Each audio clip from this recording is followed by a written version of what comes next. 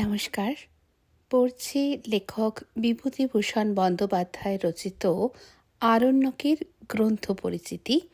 আজ শুরু করব এর পরিশিষ্ট ক্ষয়ের আরণ্যক উপন্যাস, এর প্রকৃতি ও মানুষ। আরণ্যকের প্রকৃতি ও মানুষ, তার গ্রন্থ পরিচিতি, তার চরিত্র পরিচিতি, এই সমস্ত কিছু বাদ দিয়ে সরাসরি গ্রন্থে প্রবেশ করাই যেত, কিন্তু আমার ব্যক্তিগতভাবে অভ্যেস একদম শুরু থেকে পড়া। তাছাড়াও এই লেখাগুলো এত সুন্দরভাবে বিশ্লেষণ করা হয়েছে।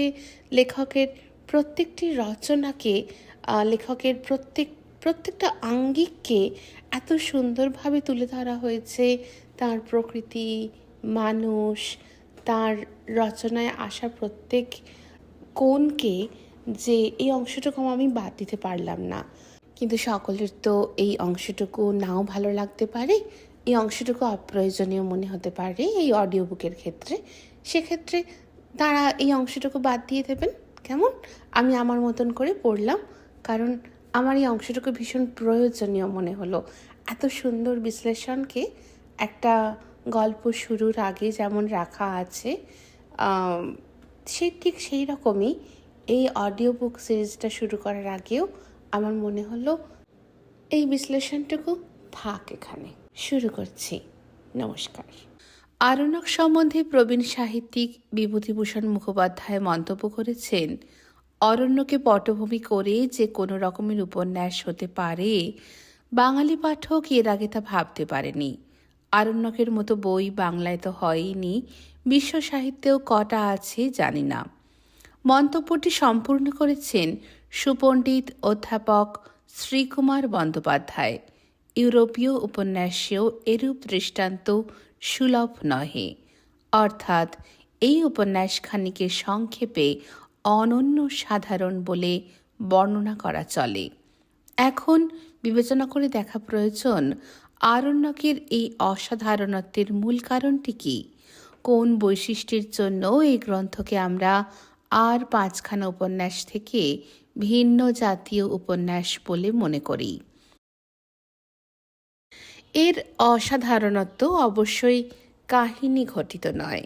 বস্তুত আরণ্যক উপন্যাসে কার্যকারণ শৃঙ্খলাবদ্ধ, আদ্যন্ত বর্ণিত একটানা কোনো কাহিনীই নেই। বড়জোর একে নানা খণ্ড কাহিনীর একটা শিল্পসঙ্গত সমষ্টি বলে বর্ণনা করা যায়। নায়ক বা নায়িকার চরিত্র চিত্রণের মধ্যেও এই অসাধারণত্বের কারণ খুঁজে পাওয়া যাবে না। এ উপন্যাসের কোনো নায়ক নেই। সূত্রধার সত্যচরণকে কিছুতেই নায়ক বলা চলে না, সে নিষ্ক্রিয় দর্শক মাত্র। উপন্যাসের মূল প্রবাহের দিক দিয়ে বিচার করলে সে একান্তই অবান্তর। যে একটি মাত্র কাজের জন্য তাকে আংশিকভাবে দায়ী করা যায়, তা আদৌ নায়কোচিত নয়। আমাদের কাছে এবং তার নিজের কাছেও সে কাজ একটা অপরাধ বলেই গণ্য হয়েছে।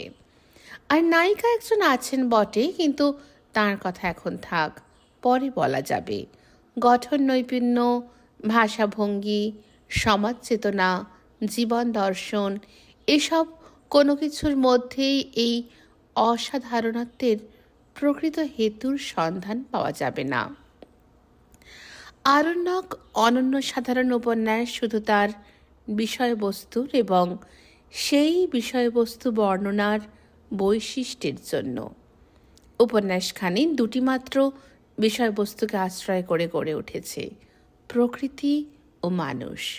সুতরাং তার সত্যকার রূপ ও রস বুঝতে এবং উপভোগ করতে হলে সর্বপ্রথম আলোচনা করে দেখা প্রয়োজন এই দুটি বিষয়বস্তুকে গ্রন্থকার নিজে কি চোখে দেখেছেন এবং কিভাবে তাদের আমাদের সামনে এনে উপস্থাপিত করেছেন। প্রথমে প্রকৃতির কথা ধরা যাক। বিভূতিভূষণের প্রায় সমস্ত রচনাতেই প্রকৃতির একটা বিশিষ্ট স্থান আছে, কিন্তু অধিকাংশ ক্ষেত্রেই প্রকৃতিকে তিনি মানব জীবনের সঙ্গে অথবা মানুষের চিন্তা ও অনুভূতির সঙ্গে একত্র সম্পৃক্ত করে দেখিয়েছেন। কখনো কখনো বা তাকে আধ্যাত্ম অনুভূতির আধার রূপে চিত্রিত করেছেন। পথের পাঁচালীতে প্রকৃতির যে রূপটি আমরা দেখতে পাই তাতে অবজেক্টিভ বা তন্নিষ্ঠ বাস্তবতা নেই বললেই চলে। অপুর শিশুদৃষ্টি ও গ্রন্থকারের কবিদৃষ্টি একত্র সম্মিলিত হয়ে নিশ্চিন্দিপুরের নিসর্গকে সৃষ্টি করেছে। এখানে রসসৃষ্টির মূলে আছে মানব ও প্রকৃতির একটা রাসায়নিক সংমিশ্রণ। অপরপক্ষে আরও একটি গ্রন্থের বিশ্বশিল্পী ও অসাধারণ গ্রন্থের মাকালতলার কাহিনী প্রভৃতি গল্পে এবং অপরাজিত, ইচ্ছামতী, হে অরণ্য কথা কও, ত্রিরাঙ্কুর প্রভৃতি উপন্যাস, ভ্রমণ বৃত্তান্ত ও দিনলিপি গ্রন্থের বহু স্থানে প্রকৃতি চিত্রণকে তিনি অতি অকপটভাবে আধ্যাত্ম চিন্তার কিংবা দিব্যানুভূতির কাঠামো হিসেবে ব্যবহার করেছেন। আরণ্যকের প্রকৃতি চিত্রণ ভিন্নতর ধরনের, ঈষৎ সূক্ষ্মতর তাৎপর্যবহ বটে। এখানেও মানুষ আছে। বস্তুত উপন্যাসখানিকে বহু মানবের মেলা বলে বর্ণনা করলেও বিন্দুমাত্র অত্যুক্তি দোষ ঘটে না। কিন্তু এদের একজনকেও প্রকৃতির রূপস্রষ্টা বা রসস্রষ্টা বলে বর্ণনা করা যায় না। পূর্বেই বলা হয়েছে এই গ্রন্থের আমি অর্থাৎ সত্যচরণ নিষ্ক্রিয় দর্শক মাত্র। প্রথমে সে এই নির্জন আরণ্য প্রকৃতির প্রতি উদাসীন এবং অপ্রসন্ন, একটু বিতৃষ্টিও বলা চলে। তার মন তখনও পড়ে আছে কলকাতায় বন্ধুবান্ধবদের মধ্যে, লেখাপড়া, খেলাধুলা, নাগরিক আনন্দ উৎসবের পরিবেশে। সেখানকার দুঃসহ দুর্দশা ও অভাব অনটনের কথা এর মধ্যে সে ভুলতে বসেছে। তারপর অজগর উদরগ্রস্ত শিকারের মতো সে ধীরে ধীরে প্রকৃতির চারক রসে জীর্ণ হয়েছে। তখন সে সম্পূর্ণ মোহগ্রস্ত প্রকৃতির ভক্ত সেবক ও উপাসক, কিন্তু তথাপি প্রকৃতির রসবৃত্তের বহির্ভূত, প্রকৃতির অংশীভূত নয়। আর যেসব মানুষ আছে প্রকৃতির উপর তাদের কিছুমাত্র প্রভাব নেই, কারণ তারাই প্রকৃতির সৃষ্টি, প্রকৃতির সর্বব্যাপী অস্তিত্বের উপজাত খণ্ড অস্তিত্ব মাত্র। এই গ্রন্থে প্রকৃতি ও মানুষ সম্পর্কের সামান্য মিশ্রণ মাত্র। সুতরাং মোটের উপর এই উপন্যাসের প্রকৃতি চিত্রণ পদ্ধতিকে আমরা যদি মানব নিরপেক্ষ, বস্তুনিষ্ঠ বা অবজেক্টিভ পদ্ধতি বলিয়া বর্ণনা করি, তাহলে তা আদৌ অন্যায় হবে না। আজমাবাদ, লাভটুলিয়া, ফুলকিয়া, সরস্বতী কুণ্ডের প্রকৃতি স্বয়ংসিদ্ধ ও আত্মনির্ভর প্রকৃতি। তার সৌন্দর্য, তার ঐশ্বর্য, তার মহিমা সবই তার নিজস্ব, বাইরে থেকে আরোপিত হয়নি কিছুই। সত্যচরণ সেখানে এসে আবির্ভূত হবার পূর্বেও এদের সব কিছুই ছিল। কলকাতার জীব কলকাতায় ফিরে যাবার পরেও এদের রেশ রয়ে যাবে মহালিখারূপের শৈলে শৈলে ধনঝরি পাহাড়ের সর্বাঙ্গ জুড়ে। তারপর একদিন না একদিন মহাকালীর নিষ্ঠুর হস্তাবলবে এত যত্নে, এত পরিশ্রমে গড়ে তোলা গ্রাম, কৃষিক্ষেত্র, হনুমানজির ধ্বজা মন্দির, হাট বাজার, হাজার মানুষের কলকাকলি সব নিশ্চিহ্ন হয়ে মুছে যাবে। আবার প্রকৃতি এসে তার পুরাতন সাম্রাজ্য অধিকার করে বসবে। প্রকৃতি কখনো ধৈর্য হারায় না, প্রকৃতি অপেক্ষা করতে জানে। অবশ্য এই গ্রন্থে প্রকৃতির মধ্যে দিব্যানুভূতি বা ঈশ্বর চিন্তা অনুপস্থিত নয়, কিন্তু সেখানেও অন্যান্য রচনার সঙ্গে একটা পার্থক্য অনুভূত হয়। অন্যত্র ঈশ্বর বা অধ্যাত্ম সত্তার উপস্থিতি যতটা সরল ও সুপ্রকট, আরণ্যকে ততটা নয়। এখানে ঈশ্বর আছেন সর্বত্র ব্যাপী রূপে, কিন্তু তাকে পাওয়া যায় একটা অতি সূক্ষ্ম অনুভূতির মাধ্যমে। এই রহস্যময় আধ্যাত্মনভূতির পরিচয় আরণ্যকের পাতায় পাতায় ছড়িয়ে আছে। আরণ্যক শাস্ত্র বলতে আমরা বুঝি উপনিষদকে, এবং উপনিষদ শব্দের অর্থ রহস্যময়। বিভূতিভূষণ এই উপন্যাসে আমাদের জন্য এক নূতন উপনিষদ রচনা করে গেছেন। আমাদের তিনি অরণ্য প্রকৃতির আধ্যাত্মিক সৌন্দর্যের অংশীদার করতে চেয়েছেন এই ভাষায়। আমার মনে যে দেবতার স্বপ্ন জাগিত, তিনি যে শুধু প্রধান বিচারক, ন্যায় ও দণ্ডমুণ্ডের কর্তা, বিজ্ঞ ও বহুদর্শী কিংবা অব্যয়, অক্ষর প্রভৃতি দুরহ দার্শনিকতার আবরণে আবৃত ব্যাপার তাহা নহে। নাড়া বৈহারের কি আজমাবাদের মুক্ত প্রান্তরে কত গধূলি বেলায় রক্তমেঘ স্তূপের কত দিগন্তহারা জনহীন জ্যোৎস্নালোকিত প্রান্তরের দিকে চাহিয়া মনে হইত তিনি প্রেম ও রোম্যান্স, কবিতা ও সৌন্দর্য, শিল্প ও ভাবুকতা তিনি প্রাণ দিয়া ভালোবাসেন, সুকুমার কলাবৃত্তি দিয়া সৃষ্টি করেন, নিজেকে সম্পূর্ণরূপে বিলাইয়া দিয়া থাকেন নিঃশেষে প্রিয়জনের প্রীতির জন্য। আবার বিরাট বৈজ্ঞানিকের শক্তি ও দৃষ্টি দিয়া গ্রহ নক্ষত্র নীহারিকারও সৃষ্টি করেন। এর তুলনা বিভূতিভূষণের অন্য কোনো রচনায় খুঁজে পাওয়া যাবে না। পাওয়া যাবে একমাত্র ঔপনিষদিক রহস্যের মধ্যে। এই প্রকৃতির সামনে দাঁড়িয়ে তাই বিভূতিভূষণের তথা সত্যচরণের মুখে উচ্চারিত হয়েছে উপাসনার ভাষা। কণ্ঠে জেগে উঠেছে ধ্রুপদের উদাত্ত সুর, যে ভাষা ও সুর আমরা পথের পাঁচালী বা ইচ্ছামতিতে কদাপি প্রত্যাশা করতে পারি না। এ প্রকৃতি তো পল্লী লালিতা, মাধুর্যময়ী, পোষমানা প্রকৃতি নয়। এ প্রকৃতি ঘর ছাড়া উদাসিনী প্রকৃতি। এর রূপ কখনো মন হুহু করা বৈরাগ্যের রূপ, কখনো ছায়াছন্ন বা জ্যোৎস্নালোকিত রহস্যের রূপ, আবার কখনো ভীমা ভয়ঙ্করী রূপ। বিভূতিভূষণের ভাষাতেই বলি, যে কথাটা বারবার নানাভাবে বলিবার চেষ্টা করিতেছি, কিন্তু কোনোবারই ঠিক মতো বুঝাইতে পারিতেছি না, সেটা হইতেছে এই প্রকৃতির একটা রহস্যময়, অসীমতার, দূরবধিগম্যতার, বিরাটত্বের ও ভয়ালো গা ছমছম করানো সৌন্দর্যের দিকটা। এখানকার প্রকৃতির এই রূপ আমার সারা মনকে অসীম রহস্যানুভূতিতে আচ্ছন্ন করিয়া দিয়াছে। কখনো তাহা আসিয়াছে ভয়ের রূপে, কখনো আসিয়াছে একটা নিষ্পৃহ, উদাস, গম্ভীর মনোভাবের রূপে, কখনো আসিয়াছে কত মধুময় স্বপ্ন, দেশ বিদেশের নরনারীর বেদনার রূপে।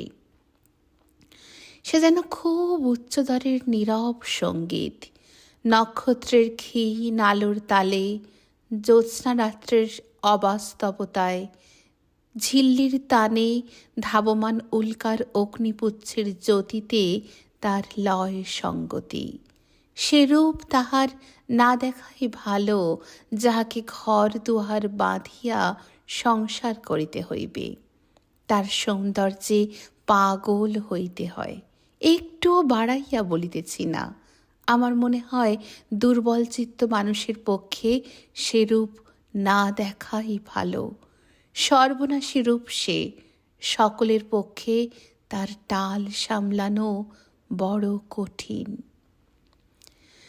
শুনেছি কেউ কেউ নাকি আরণ্যকের সঙ্গে W.H. হাডসনের গ্রিন ম্যানশন উপন্যাসখানের তুলনা করেছেন। বিভূতিভূষণ প্রকৃতি প্রেমিক, হাডসনও প্রকৃতি প্রেমিক, কিন্তু দুজনার রচনা আদৌ সমধর্মী নয়। বহু বিচিত্র রূপময়ী প্রকৃতির পর্যবেক্ষণে ও চিত্রাঙ্কনে গ্রন্থ দুখানির মধ্যে যে সাদৃশ্য আছে তাকে অস্বীকার করা অবশ্যই অনুচিত, কিন্তু এ সাদৃশ্য নিতান্তই বহিরঙ্গ ঘটিত। এই পর্যবেক্ষণ ও রূপবর্ণনা বিভূতিভূষণের একমাত্র উদ্দিষ্ট নয়। বাহ্যরূপের অন্তরালে প্রকৃতির যে নিগূঢ় প্রাণসত্তা বিদ্যমান, তিনি প্রধানত তারই সন্ধান করেছেন। হাডসন তা করতে পারেননি। তার যে কবি দৃষ্টি ও দার্শনিক দৃষ্টি ছিল না। টমাস হার্ডির কোনো কোনো উপন্যাসে প্রকৃতির এই প্রাণশক্তি অতি সুপ্রকট। তাঁর একজন হেলথের রূপ বর্ণনায় ও উপস্থাপনায় এবং উপন্যাসের ঘটনার ও পাত্রপাত্রীর জীবনের উপর তার প্রভাব বিস্তারের কাহিনীতে এই দুর্দমনীয় শক্তির প্রভূত পরিচয় পাওয়া যায়। তথাপি হার্ডির ও বিভূতিভূষণের প্রকৃতি দৃষ্টি সম্পূর্ণ ভিন্ন ধরনের, পরস্পর বিরোধী বলাই অধিকতর যুক্তিসঙ্গত। এই বৈসাদৃশ্যের মূলে আছে দুজনের জীবনবোধের পার্থক্য। হার্ডির ঈশ্বর বিশ্বাস অসম্পূর্ণ, মনে হয় যেন কার্যকারণহীন অদৃষ্টকেই তিনি ঈশ্বর বলে মনে করেন। তিনি কায় মনোবাক্যে দুঃখবাদী, মানব জীবনের যে কোনো প্রকার সার্থকতা আছে তাই তিনি বিশ্বাস করেন না। এই জন্যেই তাঁর দৃষ্টি এত রূঢ় ও প্রখর। এই জন্যেই তাঁর হাতে প্রকৃতি হয়ে উঠেছে এমন দুর্গেয় ও নির্মম। তার শক্তি শুধু মানুষের সর্বনাশ সাধনেই নিয়োজিত হয়ে থাকে। পক্ষান্তরে বিভূতিভূষণের দৃষ্টি একই সঙ্গে বস্তুনিষ্ঠ, বৈচিত্র্যদর্শী, শান্ত ও স্নিগ্ধ। জীবনের মূলে যে প্রসন্ন সার্থকতা বোধ আছে, সুগভীর আস্তিক্য বুদ্ধির প্রভাবে সে সম্বন্ধে তিনি সম্পূর্ণ সচেতন। তাই আরণ্যকের প্রকৃতির রুক্ষ রূপ ও নিষ্ঠুর স্বভাবের সঙ্গে তিনি অতি সহজেই মিশিয়ে দিয়েছেন তার অপরূপ কোমলতা ও মাধুর্য। সব কিছুকেই তিনি প্রসন্ন দৃষ্টিতে দেখেছেন, প্রসন্ন মনে গ্রহণ করেছেন। তাঁর অরণ্যে যেমন দাবানলের সর্বনাশা দহন আছে, ডামাবানুর মারাত্মক মায়া আছে, তেমনি আছে সরস্বতী কুণ্ডীর আরণ্য সৌন্দর্যের অপরূপ স্বপ্নপুরী। ঝনঝরি পাহাড়ে পূর্ণিমার জ্যোৎস্না প্লাবনের মধ্যে অনার্য রাজকুমারীর ঝুলন নৃত্যের অপ্রত্যাশিত রোমান্স। হার্ডির রচনায় এই বৈচিত্র্য নেই, এই সমন্বয় নেই, এই সর্বব্যাপী প্রসন্নতা নেই। বিভূতিভূষণের প্রকৃতি প্রেমের সঙ্গে যে ইংরাজি সাহিত্যিকের প্রকৃতি প্রেমের সাদৃশ্যের কথা সবচেয়ে বলা হয়ে থাকে, তিনি হলেন কবি উইলিয়াম ওয়ার্ডসওয়ার্থ। এই সাদৃশ্য আদৌ উপেক্ষণীয় নয়, বরং তার ভিত্তিভূমি হল দুই সাহিত্যিকের মনোধর্মের সাদৃশ্য। এদের কারো কাছেই প্রকৃতি বর্ণগন্ধ ধ্বনিরূপ সমৃদ্ধ ইন্দ্রিয়গ্রাহ্য জড়বস্তু পুঞ্জের সমাহার মাত্র নয়, এরা দুজনেই প্রকৃতির অন্তর্নিহিত সত্য জাগ্রত চেতনা কেন্দ্রের সন্ধান পেয়েছেন এবং তাঁর সঙ্গে আমাদের কিছু পরিমাণে পরিচিত করিয়ে দিতে সক্ষম হয়েছেন। শুধু তাই নয়, এদের দুজনের কাছেই প্রকৃতির এই অন্তরাত্মার একটা আধ্যাত্মিক মূল্য আছে। প্রকৃতির ঘনিষ্ঠ সান্নিধ্যকে এরা অনেক সময় ঈশ্বর সান্নিধ্যেরই রূপান্তর বলে ভাবতেন।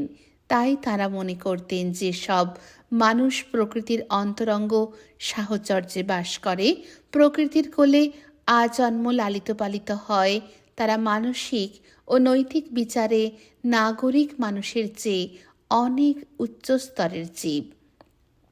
সত্যই বহু সাদৃশ্য আছে দুজনের মধ্যে, এবং বিভূতিভূষণ যদি কেবল পথের পাঁচালী ও ইচ্ছামতির রচয়িতা হতেন তাহলে হয়তো বলতে পারতাম শুধু সাদৃশ্যই আছে। কিন্তু তিনি আরণ্যকও লিখেছেন এবং এই গ্রন্থ প্রমাণ করে দিয়েছে যে তাঁর ও ওয়ার্ডসওয়ার্থের প্রকৃতি দৃষ্টি অভিন্ন নয়। আরণ্যকের প্রকৃতি ও ওয়ার্ডসওয়ার্থের প্রকৃতির মধ্যে প্রচুর পরিমাণে বৈসাদৃশ্য বিদ্যমান। প্রধান পার্থক্যটি হল প্রকৃতির রূপ ও স্বভাব ঘটিত। ইংরেজ কবির প্রকৃতি নাতিশীতোষ্ণ মণ্ডলের প্রকৃতি, তার স্বভাব মৃদু, রূপ শান্ত, মানব বসতির নিকটেই তার অবস্থিতি। কোনো অবস্থাতেই মানুষ তাকে দেখে ভয় পায় না। তাছাড়া মানুষের উপর তার প্রভাব প্রায় সবসময় কল্যাণকর। এই সাধারণ নিয়মের ব্যতিক্রম ওয়ার্ডসওয়ার্থের সমগ্র রচনাবলীর মধ্যে রুথ নামক একটি কবিতাতেই মাত্র দেখতে পাওয়া যায়। পথের পাঁচালী ও ইচ্ছামতির প্রকৃতি অনেকটা এই জাতীয়, কিন্তু আরণ্যকের প্রকৃতি শুধু শান্ত সৌন্দর্যের ও কোমল মাধুর্যের ভাণ্ডার নয়, তার একটা ভয়ালো ও নিষ্ঠুর দিকও আছে। পূর্বে সে কথা একবার বলা হয়েছে। এ অরণ্যে বাঘ ভাল্লুকের মতো হিংস্র জন্তুর অভাব নেই। এখানে মাঝে মাঝে দাবানল তার লেলিহান শিখা বিস্তার করে ছুটে আসে। গ্রীষ্মকালে এর মধ্যে পথ হারিয়ে ফেললে নিস্তার পাওয়া প্রায় অসম্ভব। তাছাড়া এখানে নানা অমঙ্গল মূর্তি জিনপরীরা ঘুরে বেড়ায়। বুনো মহিষের দেবতা ভয়ঙ্কর দর্শন টাঁড় বাড়ো অরণ্য পথের গহনে এসে আবির্ভূত হয়।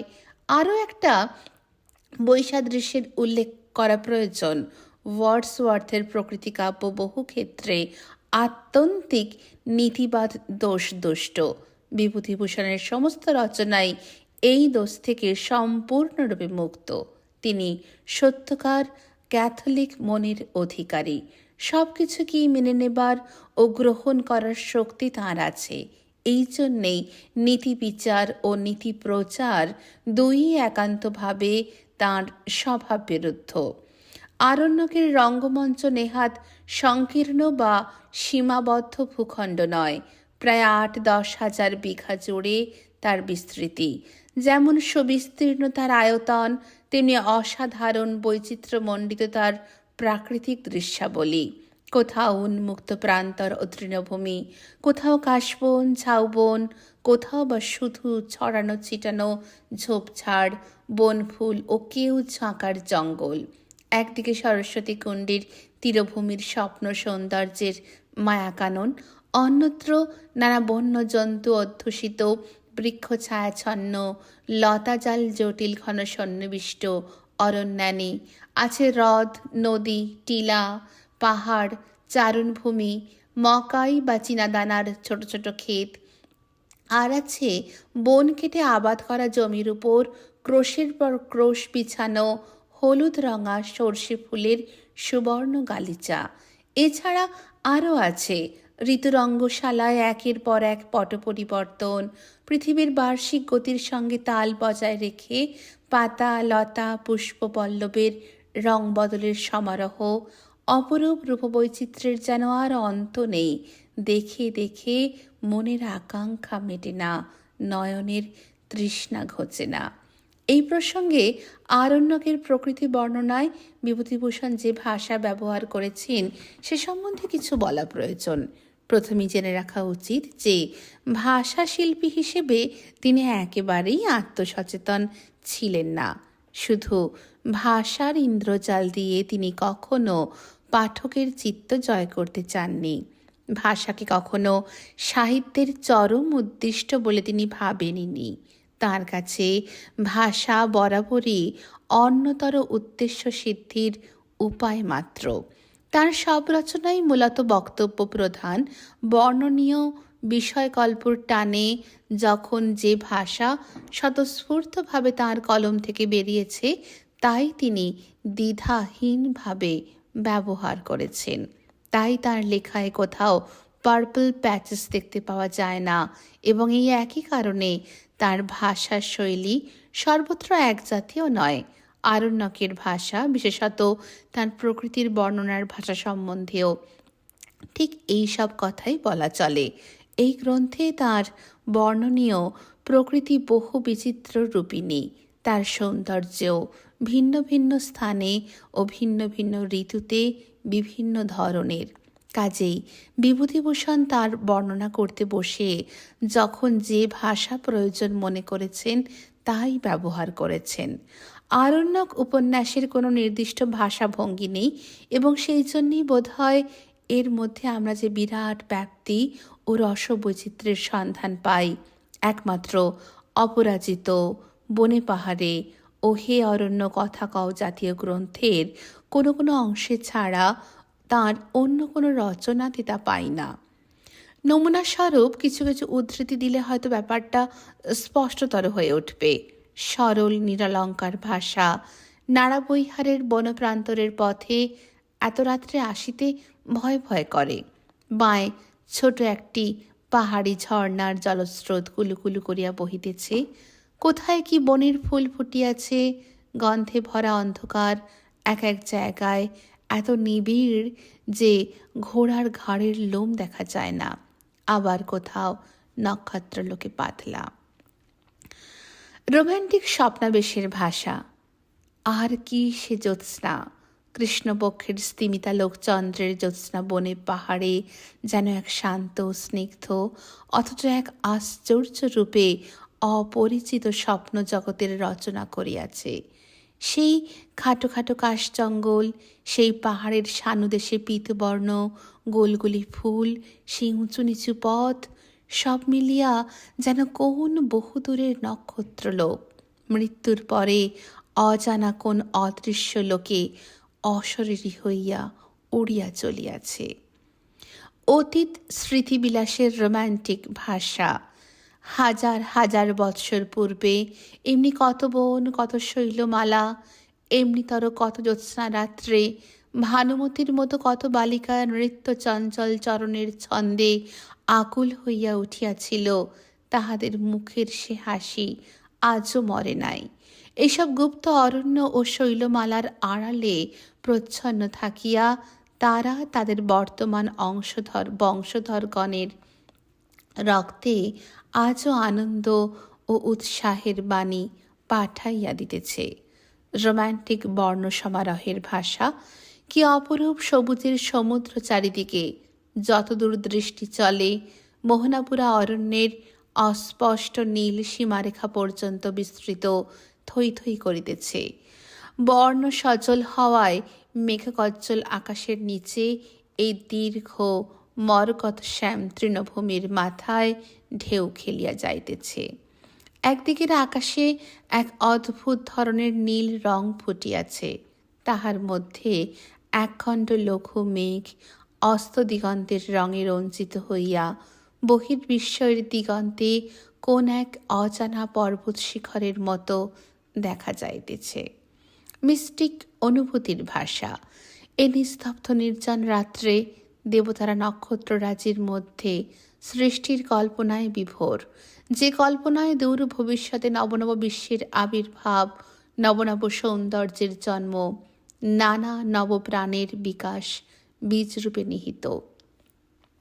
শুধু যে আত্মা নিরলস অবকাশ যাপন করে জ্ঞানের আকুল পিপাসায়, যার প্রাণ বিশ্বের বিরাটত্ব ও ক্ষুদ্রত্ব সম্বন্ধে সচেতন আনন্দে উল্লসিত, জন্ম জন্মান্তরের পথ বাহিয়া দূর যাত্রার আশায় যার ক্ষুদ্র তুচ্ছ বর্তমানের দুঃখ শোক বিন্দুবৎ মিলাইয়া গিয়াছে, সেই তাদের সে রহস্যরূপে দেখিতে পায়। ধ্রুপদী ঢঙের ভাষা। জায়গাটা সত্যিই একেবারে অদ্ভুত, অমন রুক্ষ অথচ সুন্দর, পুষ্পাকীর্ণ অথচ উদ্দাম ও অতিমাত্রায় বন্য ভূমিশ্রী দেখি নাই কখনো জীবনে। আর তার উপর ঠিক দুপুরের খাঁখা রৌদ্র, মাথার উপরের আকাশ কি ঘন নীল, আকাশে কোথাও একটু পাখি নাই, শূন্য মাটিতে বন্য প্রকৃতির বুকে কোথাও একটা মানুষ বা জীবজন্তু নাই, নিঃশব্দ ভয়ঙ্কর নিরালা। অথবা এই বর্বর রুক্ষ বন্য প্রকৃতি আমাকে তার স্বাধীনতা ও মুক্তির মন্ত্রে দীক্ষিত করিয়াছে। শহরের খাঁচার মধ্যে আর দাঁড়ে বসিয়া থাকিতে পারিব কি? এই পথহীন প্রান্তরের শিলাখণ্ড ও শাল পলাশের বনের মধ্য দিয়া এইরকম মুক্ত আকাশতলে পরিপূর্ণ জ্যোৎস্নায় হহু ঘোড়া ছুটাইয়া চলার আনন্দের সহিত আমি দুনিয়ার কোনো সম্পদ বিনিময় করিতে চাই না। একই গ্রন্থে একই লেখকের হাত থেকে এত বিভিন্ন ধরনের ভাষা কি করে বেরোতে পারে বুঝতে হলে ভাষা শিল্প সম্বন্ধে বিভূতিভূষণের স্বভাবসিদ্ধ ঔদাসীন্যের কথা সর্বদা মনে রাখা দরকার। ওই ঔদাসীন্যই ইতিপূর্বেই উল্লিখিত ও আলোচিত হয়েছে। সাহিত্য ও সাহিত্য সম্পর্কিত পুঁথিপত্র ছাড়া বিভূতিভূষণ আরও নানা জাতীয় গ্রন্থাদি সযত্নে অধ্যয়ন করেছিলেন। বিজ্ঞানের অনেকগুলি শাখা সম্বন্ধেও তার প্রচুর উৎসাহ ছিল এবং যা তিনি পড়তেন তার প্রভাব প্রায় তার অজ্ঞাতসারেই তার রচনায় প্রতিফলিত হতো। আরণ্যকেও তা হয়েছে। ইতিহাস, বিশেষত প্রাচীন ইতিহাস সম্বন্ধে তার কৌতূহল ও অনুসন্ধিৎসার দীর্ঘায়িত পরিচয় পাওয়া যাবে 11 পরিচ্ছেদের দ্বিতীয় অংশে এবং আরও বহু স্থানে। ভূগোল ও ভূবিদ্যা সংক্রান্ত জ্ঞানের আভাস মিলবে 6ষ্ঠ পরিচ্ছেদের 4র্থ অংশে এবং অন্যত্র। জ্যোতির্বিজ্ঞান ও বোম বিজ্ঞান সম্বন্ধীয় বহু উল্লেখ অলঙ্কারের মধ্যে একটির সন্ধান মিলবে তৃতীয় পরিচ্ছেদের তৃতীয় অংশে। এত কিছু আছে, কিন্তু কোথাও বিদ্যার আস্ফালন বা জ্ঞানের দম্ভ নেই। সব কিছু মিলেমিশে একাকার হয়ে উপন্যাসের রসপুষ্টি সাধন করেছে। উপন্যাসের ঘাড়ে বোঝা হয়ে চেপে বসেনি। গাছপালা, লতা, গুল্ম, ফুল, পাতা, লতার প্রভৃতি সর্বপ্রকার উদ্ভিজ্জ সম্বন্ধে তার এমন অপরিসীম কৌতূহল ও জ্ঞানস্পৃহা ছিল যে কেউ কেউ তাকে বটানিক বাতিগ্রস্ত বলে ঈষৎ বিদ্রূপও করেছেন। এই বিদ্রূপের সত্যতা সম্বন্ধে সন্দেহের কোনো হেতু নেই। মানুষ নিয়ে উপন্যাস রচনা করতে বসে যেমন কোনো সাহিত্যিক শুধু মানব জাতির বর্ণনা করেই ক্ষান্ত হতে পারেন না, বিভূতিভূষণও তেমনি তার প্রকৃতি বর্ণনায় শুধুই গাছপালা, লতাপাতা, ফুল ফল প্রভৃতি সাধারণ শব্দ ব্যবহার করে সন্তুষ্ট হতে পারতেন না। প্রতিটি বৃক্ষ, লতা ও ফুল তার কাছে বেশটি মানবের মতোই নিজ নিজ বৈশিষ্ট্যে মণ্ডিত হয়ে দেখা দিত। পৃথক পৃথকভাবে তাদের নাম রূপের পরিচয় না পাওয়া পর্যন্ত তিনি তৃপ্তি লাভ করতে পারতেন না। তাছাড়া তাঁর মনের সর্বেশ্বরবাদ প্রবণতা এদের প্রত্যেকটিকে একটি করে চৈতন্য সত্তা ও আধ্যাত্ম সত্তা বলে ভাবতে শিখিয়েছিল তাকে। এই জন্যেই আরণ্যকে তিনি এত গাছ, লতা, ফুলের আলাদা আলাদা উল্লেখ ও বর্ণনা করেছেন। এ না করে তাঁর উপায় ছিল না। পূর্বেই বলা হয়েছে আরণ্যকের কোনো নায়ক নেই, কিন্তু একজন নায়িকা আছেন। এই নায়িকা প্রকৃতি দেবী স্বয়ং। একদিক দিয়ে বিচার করলে বলা যায় তিনি এক বিরাট ট্র্যাজেডির নায়িকা, কারণ শেষ পর্যন্ত এই আরণ্য প্রকৃতির শোভা ও সৌন্দর্য অক্ষুণ্ণ থাকেনি। অরণ্য প্রেমিক সত্যচরণ নিজেই এই সুবিস্তীর্ণ অরণ্যভূমির বনশোভা বিনষ্ট করতে বাধ্য হয়েছিল, কিন্তু এই বিচার ভ্রান্ত বিচার, এই সিদ্ধান্ত ভ্রান্ত সিদ্ধান্ত। অধ্যাপক রবীন্দ্রকুমার দাশগুপ্ত সত্যই বলেছেন, আরণ্য গ্রন্থখানির মূল বস্তু এক অনুতপ্ত হৃদয়ের বস্তু, এমন কথা কেহ বলিবেন না। লেখক গ্রন্থ শেষে অরণ্যানীর আদিম দেবতাদের ক্ষমা প্রার্থনা করিয়াছেন, কিন্তু তাহার কাহিনী এক অনিচ্ছাকৃত পাপকর্মের কাহিনী হিসেবে পরিকল্পিত হয় নাই। প্রকৃতপক্ষে এই উপন্যাসের কাহিনী এক দ্বিতল কাহিনী রূপে পরিকল্পিত হয়েছে। উপরিতলার কাহিনীটি হল সৌন্দর্যের কাহিনী, সৌন্দর্য উপভোগের কাহিনী, সৌন্দর্য অনুধ্যানের কাহিনী এবং সৌন্দর্য স্মৃতির কাহিনী। Beauty that vanishes, beauty that passes away, however rare it be. অরণ্যভূমি ধ্বংস হওয়ার সঙ্গে সঙ্গে তার ইন্দ্রিয়গ্রাহ্য সৌন্দর্য ধ্বংস হয়ে গেছে। রয়ে গেছে শুধু তার স্মৃতি এবং অতিদূর ভবিষ্যতে তার পুনরাবির্ভাবের আশা। ওরাই ধরে রেখেছে তার অতীন্দ্রিয় অস্তিত্বের আশ্বাস। আরণ্যকের নিচের তলার কাহিনী হলো মানুষের কাহিনী। নিচের তলার কাহিনী বলার অর্থ এই নয় যে উপন্যাসের মানুষেরা তুচ্ছ বা অবজ্ঞেয় জীব, কিংবা তাদের চিত্র ও চরিত্র অঙ্কন কর্মে বিভূতিভূষণ বিন্দুমাত্র কম অভিনিবেশ ও শিল্প নৈপুণ্য বিনিয়োগ করেছেন। কথাটার আসল অর্থ এই যে আরণ্যক উপন্যাসে প্রকৃতি যে পরিমাণে স্বয়ংভর ও স্বয়ংসিদ্ধ, মানুষ ততটা নয়। এই গ্রন্থের অরণ্য প্রকৃতি মানব নিরপেক্ষ ও মানুষের প্রতি উদাসীন একটা স্বাধীন ও স্বতন্ত্র সত্তা। অরণ্যচারী মানুষগুলি কিন্তু তা নয়।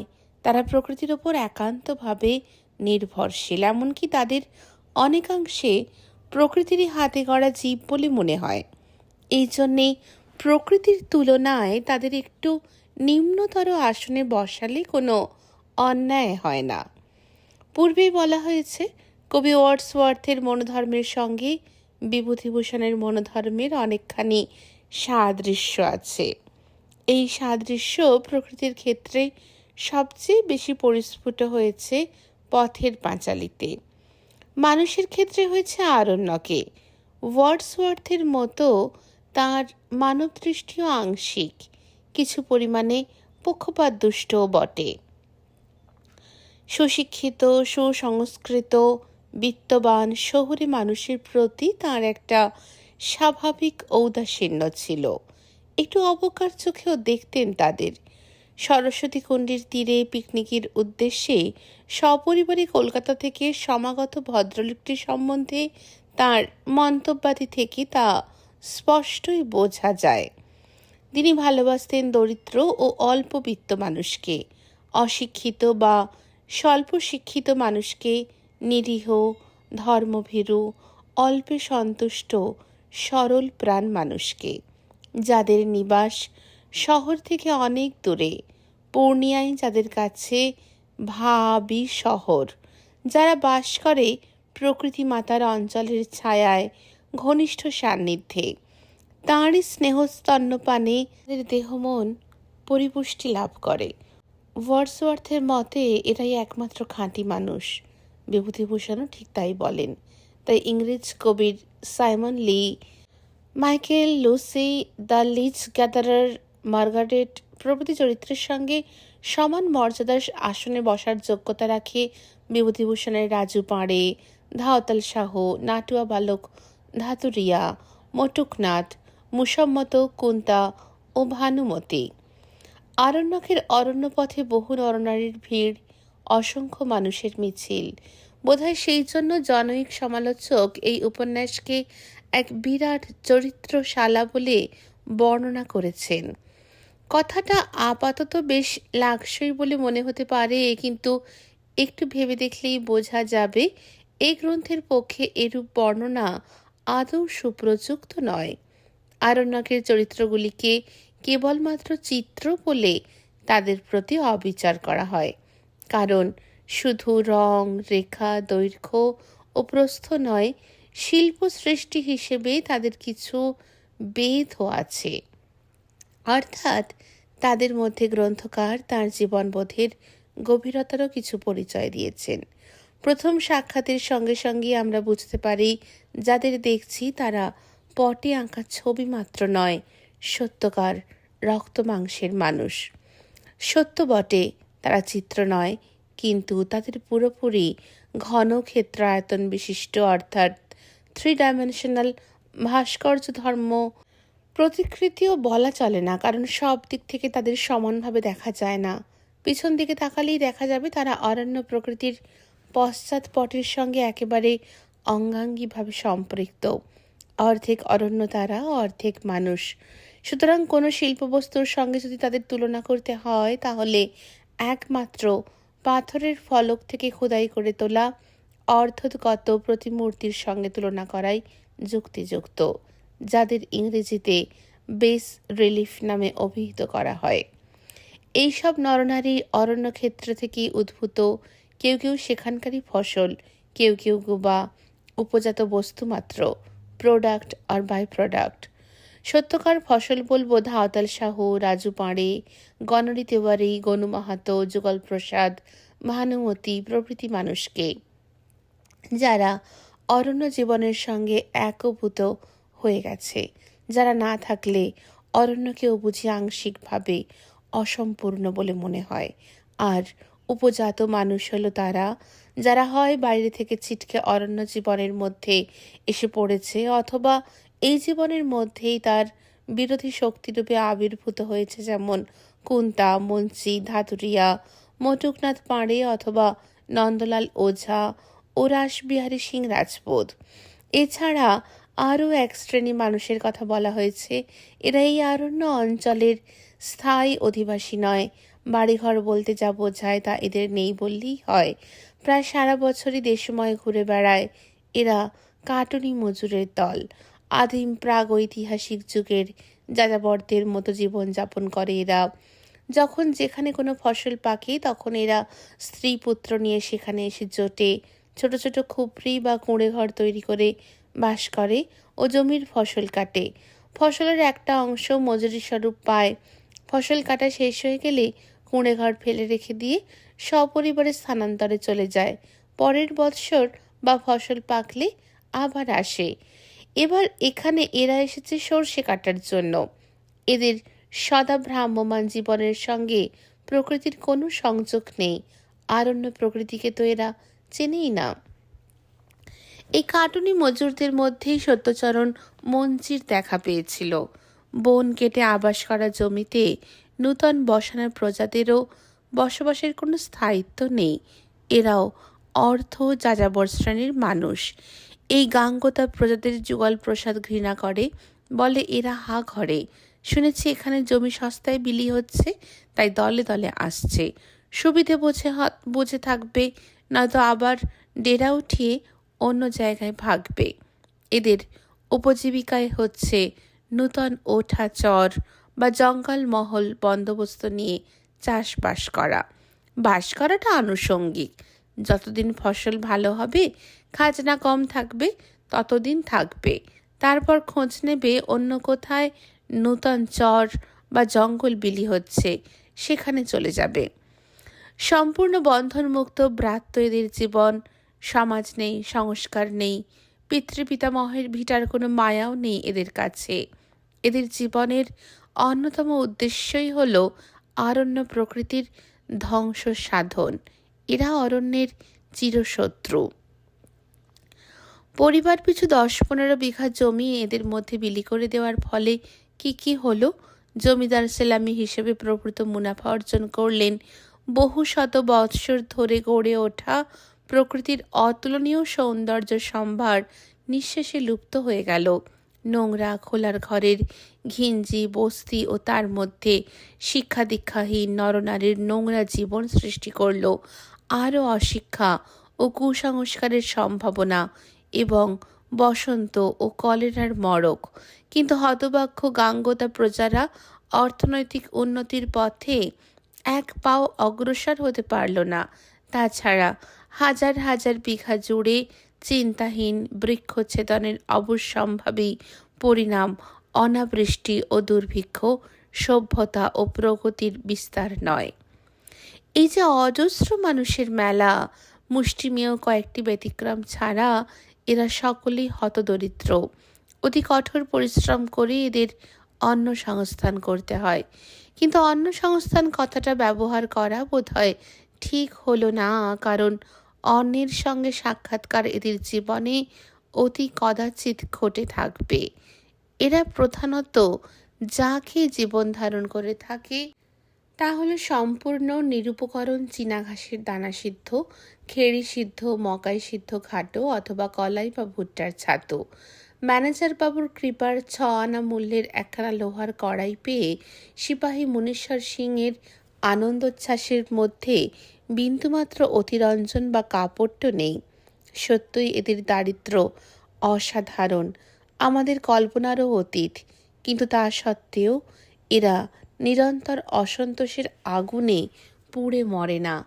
এদের মধ্যে কোথাও যেন একটা গভীর আত্মতৃপ্তির গোপন উৎস আছে, যা এদের চরিত্রকে এক অনাড়ম্বর মর্যাদাবোধে ও মহত্বে মণ্ডিত করে তুলেছে। এই মহত্ব ও আত্মমর্যাদাবোধ আমরা দেখতে পাই রাজু পাঁড়ে, জয়পাল কুমার, যুগল প্রসাদ, কবি বেঙ্কটেশ্বর প্রসাদ এবং বিশেষ করে মুসম্মদ কুন্তার চরিত্রে। আরণ্যকের জনারণ্যের মধ্যে কয়েকটি মানুষের আমরা দেখা পাই যাদের ঠিক সাধারণ মানুষ বলা চলে না। ধাওতাল শাহ অসাধারণ তার নির্লোভ সততা ও মানুষের ওপর বিশ্বাসের জন্য, রাজু পাঁড়ে অসাধারণ তার স্বল্পে সন্তুষ্ট দার্শনিক মনোভাব ও নির্ভীক পরহিতৈষণার জন্য, মোটকনাথ পাঁড়ে অসাধারণ তার একনিষ্ঠ সাধনার জন্য, যুগল প্রসাদ অসাধারণ তার উদ্ভিদ তত্ত্বে পারদর্শিতা ও আত্মসচেতনতাহীন প্রকৃতি প্রীতির জন্য, ধাতুরিয়া অসাধারণ তার চির অতৃপ্ত শিল্প সিদ্ধি সন্ধানের জন্য, আর কুন্তা অসাধারণ তার একনিষ্ঠ সতীত্ব ও আত্মমর্যাদা বোধের জন্য। এই জাতীয় চরিত্র আরণ্যকে আরও আছে, কিন্তু সবচেয়ে বেশি আছে বিভূতিভূষণের ছোট গল্পগুলির মধ্যে। এইসব মানুষের জীবনকে প্রকৃতি নানা দিক থেকে প্রভাবিত করেছে এবং অনেক সময় তার ফল হয়েছে অতি বিচিত্র। ধাওতাল সাহু সুদখোর মহাজন হয়েও অর্থলোভী পিশাচে পরিণত হয়নি। দুর্বৃত্ত অত্যাচারী রাসবিহারী সিং রাজপুত দুষ্কৃতিকারীর সন্দেহ নেই, কিন্তু সে ভিতরে বাইরে একই মানুষ। তার মধ্যে কাপড়টের বা কুটিলতার চিহ্ন মাত্র নেই। রাজু পাড়ের এত অভাব, তবু সে মাত্র 2 বিঘা জমির জঙ্গল সাফ করার সময় করে উঠতে পারল না কিছুতেই। যুগল প্রসাদ কাছারির মুহুরি হওয়া সত্ত্বেও জমা ওয়াসেলের হিসাব ভুলে দুষ্প্রাপ্য ফুল লতা পাতার সন্ধানে জঙ্গলে জঙ্গলে ঘুরে জীবন কাটিয়ে দিল। এই জন্যই এদের এবং এদের মতো অন্য নরনারীদের প্রকৃতি থেকে বিচ্ছিন্ন করে দেখা সম্ভব নয়। আরণ্যকের অরণ্য প্রাঙ্গণে মানুষ ও প্রকৃতি মিলেমিশে একাকার হয়ে গেছে। আরও একটা কথা বলা প্রয়োজন। আরণ্যক সম্পূর্ণ নূতন ধরনের উপন্যাস। এতে একটানা ঐক্যবদ্ধ সুসংহত কোনো কাহিনী নেই এবং সেই জন্যেই এর অন্তর্ভুক্ত নরনারীদের মধ্যে কোনো পারস্পরিক সংযোগ নেই। এরা পরস্পর থেকে বিশ্লিষ্ট ও বিচ্ছিন্ন, প্রত্যেকে একটি করে স্বয়ংসম্পূর্ণ স্বতন্ত্র সত্তা। এরই ফলে উপন্যাসখানির গঠন হয়ে দাঁড়িয়েছে এপিসোডিক, অনেকগুলি পরস্পর বিশ্লিষ্ট খণ্ডকাহিনীর ও খণ্ড চরিত্রের একত্র সন্নিবেশ। এইসব পারস্পরিক সম্পর্কশূন্য ও এলোমেলোভাবে ছড়ানো চরিত্রগুলির মধ্যেই কিন্তু লেখক একটি উচ্চতর ঐক্য ও সূক্ষ্মতর সংহতি সৃষ্টি করতে সক্ষম হয়েছেন দুটি শিল্পকৌশলের সাহায্যে। প্রথমত, আরণ্য প্রকৃতির পৃষ্ঠপটের ওপর মানব চরিত্রের চেয়ে বেশি গুরুত্ব আরোপ করার ফলে চরিত্রগুলি তাদের বিচ্ছিন্নতা হারিয়ে পটভূমির বৃহত্তর একত্বের মধ্যে ঐক্যবন্ধনে আবদ্ধ হয়েছে। দ্বিতীয়ত, কাহিনীটি উত্তম পুরুষে বর্ণিত হওয়ায় কাহিনীর কথক সত্যচরণের ব্যক্তিত্ব ও চরিত্র বৈশিষ্ট্য এই ঐক্য সাধনে অনেকখানি সাহায্য করেছে। অর্থাৎ প্রকৃতি ও সত্যচরণ দুইয়ে মিলে গ্রন্থখানিকে সুসংহত উপন্যাসের রূপ দান করেছে। বহু চরিত্রের মধ্যে একটা শিল্পসঙ্গত ঐক্য স্থাপন করেছে। আরণ্যকে বিভূতিভূষণের একমাত্র উপন্যাস যেখানে তিনি মানব নিরপেক্ষ প্রকৃতিকে মানুষের চেয়ে বড় করে দেখিয়েছেন। অন্য সব গ্রন্থেই তিনি প্রথমে মানব প্রেমিক এবং তারপর প্রকৃতি প্রেমিক।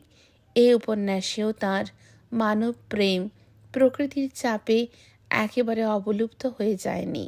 তাঁর সৃষ্ট চরিত্রগুলি তাঁরই অন্তরের প্রীতিস্নিগ্ধ সহানুভূতি থেকে তাদের জীবনী শক্তি আহরণ করেছে। নিজে ভালোবাসেন বলেই আমাদের ভালোবাসা লাভের যোগ্য করে তাদের সৃষ্টি করতে পেরেছেন। অধ্যাপক গোপিকানাথ রায়চৌধুরী প্রশ্ন করেছেন, আরণ্যক পড়ার পর পাঠকের মনে কি কেবল লবটুলিয়া বইহার ও আজমাবাদের অরণ্য প্রকৃতির স্মৃতি উজ্জ্বল হয়ে বেঁচে থাকে? সেই সঙ্গে কুন্তা, মঞ্চি, ভানুমতি, মটুকনাথ, নাটুয়া বালক ধাতুরিয়া, গনু মাহাতো এদের করুণ মধুর জীবনচিত্র কি পাঠকের মনে গভীর সংবেদনা জাগায় না? এই প্রশ্নের উত্তর বিভূতিভূষণ নিজেই দিয়েছেন। একবার দিয়েছেন উপন্যাসের প্রারম্ভে সত্যচরণের স্মৃতিরোমন্থনের মাধ্যমে।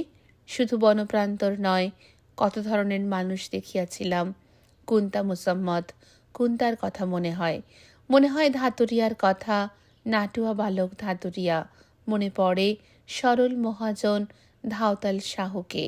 কত অতি দরিদ্র বালক বালিকা, নরনারী, কত দুর্দান্ত প্রকৃতির মহাজন, গায়ক, কাঠুরে, ভিখারির বিচিত্র জীবনযাত্রার সঙ্গে পরিচয় হইয়াছিল। ইহাদের কথাই বলিব। দ্বিতীয়বার এই প্রশ্নের জবাব তিনি দিয়েছেন গ্রন্থের উপসংহারে।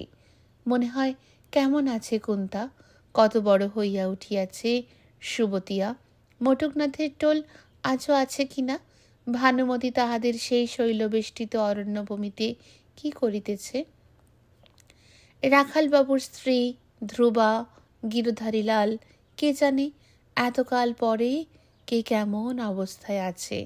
আর মনে হয় মাঝে মাঝে মঞ্চির কথা, কতকাল তাহাদের আর খবর রাখি না। এই হলো আরণ্যকের সমাপ্তির ভাষা, সুগভীর মানবপ্রীতির নিবিড় রসানুভূতিতে, যার প্রতিটি শব্দ হয়ে উঠেছে সকরুণ বেদনাবিধুর।